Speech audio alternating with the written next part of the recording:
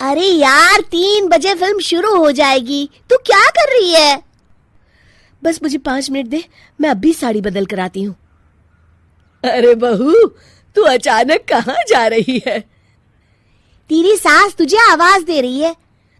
अरे छोड़ ना, ये बुढ़िया कभी नहीं सुधरेगी। क्या हुआ माँ जी? मैंने आपको कितनी बार मना किया है कि मुझे जाते हुए टोका मत कीजिए। मैं फिल्म देखने जा रही हूँ। तू अभी चली जाएगी तो मेरे लिए खाना कौन बनाएगा बहू? सुबह से भूखी बैठी हूँ। अरे माँ जी, आप कौन सा घर का काम करती हो जो आपको भूख लगी है? अच्छा, मुझे देर हो रही है, चलना रीटा। अंजलि के जाते ही सीता देवी अपनी किस्मत को कोसते हुए सारा दिन घर में भूखी बैठी रहती हैं। इस तरह अंजलि अपना बहू होने का कर्तव्य कभी नहीं निभाती थी। वहीं दूसरी तरफ अपनी सास के खाते से पैसे निकाल के अपने शौक पूरे करती थी। लेकिन सीता देवी इस उम्मीद पर थी कि एक दिन उसकी बहू सुधर जाएगी। फिर एक दिन सीता देवी की जुड़वा बहन गीता देवी वहां आती है। अपनी बहन को घर के काम करते हुए देख गीता देवी आग बबूला हो जाती है। अरे ये सब यहाँ क्या चल रहा है सीता? तेरी बहू कहाँ है जो तू घर के काम कर रही है? सीता देवी भावुक होकर रोने लगती है। अब तुझसे क्या छुपाऊं? मेरी बहू रत्ती भर भी मेरी इज्जत नहीं करती। मजबूरी में मुझे घर के सारे काम करने पड़ते हैं। वो तो बस सारा दिन अपनी सहेली के साथ सैर सपाटा करने में लगी रहती है। अच्छा, तो उस चिड़िया के पर निकल आए। तू चिंता मत कर, मैं ऐसी कई बिगड़ैल बहुओं को ठीक कर चुकी हूँ। अब मैं इस चुड़ैल से निपटूंगी।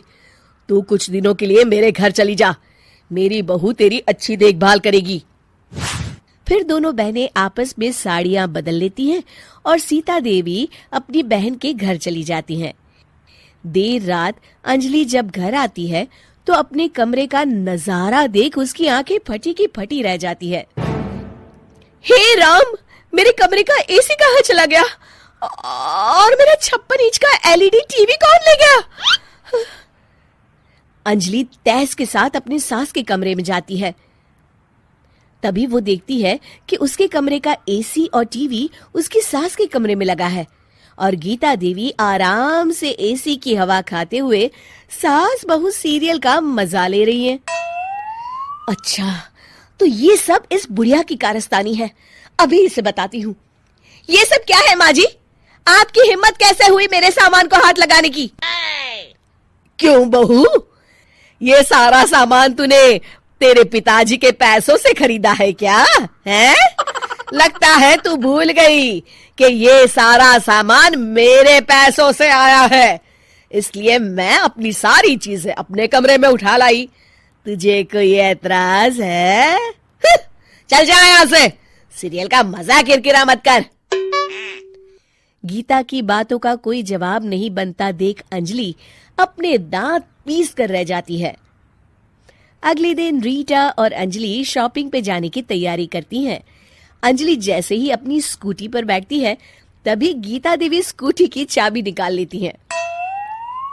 अरे, ये स्कूटी कहाँ लिए जा रही है? ये भी मेरी कमाई की है। माँ जी, ये तो आप हद कर रही हैं। मैं बाहर पैदल जाऊंगी क्या? हाँ, पैदल जा। वैसे भी तुझे घूमने का शौक है, मुझे नहीं।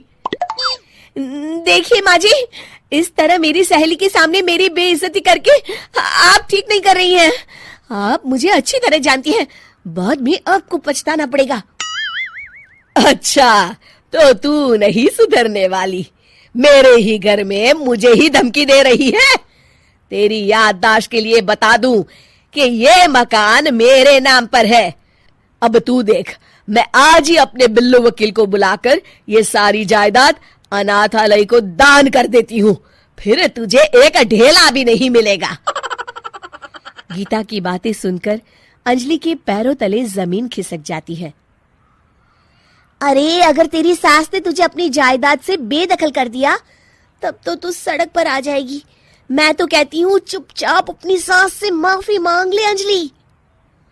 हाँ, तो बिल्कुल सही कहती है, मेरी सास का कोई भरोसा नहीं है।